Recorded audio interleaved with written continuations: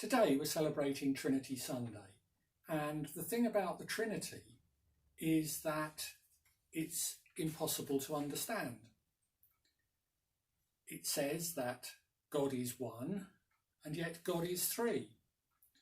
And any time we try to explain that, we have this tendency to fall down either on the side that God is one or on the side that God is three. But they're both true at the same time. And nobody's been able to work that one out yet. So any time that we show you something to do with the Trinity, it isn't telling you exactly what the Trinity is like. It's giving you a bit of a hint as to what the Trinity might be like and helping you to think a bit more about it. And today, I'm going to use some paper to do this. Now, what we're going to do is turn this piece of paper into a loop. But we're going to do it in a very special way. We're going to turn it so that there is a twist in the loop, like that. I'll just show you how to do that. Here's the strip of paper that we're going to turn into a loop. But when we do, we put a twist into it.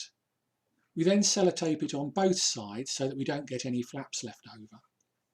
Now, the interesting thing about this piece of paper is it's only got one side. And I'm going to demonstrate this by drawing around one side until I come back to the start of my line. It's also got one edge, which you can show for yourself later if you want. And the reason I'm doing this, we're talking about God's oneness. And now what I'm going to do is cut along the line. So as I cut round this, what do you think is going to happen when I finish cutting round and get to the other end? So let's see what happens when I do it.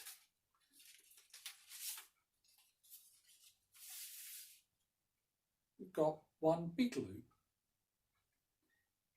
And that's an example of how God is one and indivisible.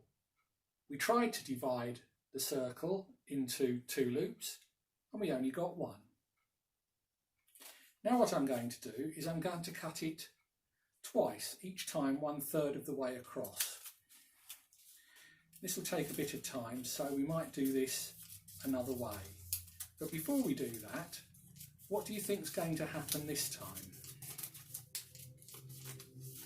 Because again, if you cut a normal loop like this, you would end up with 3 loops.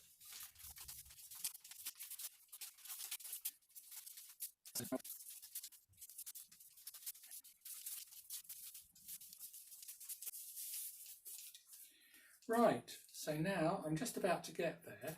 So now I've cut that twice, what do you think's going to happen? Well,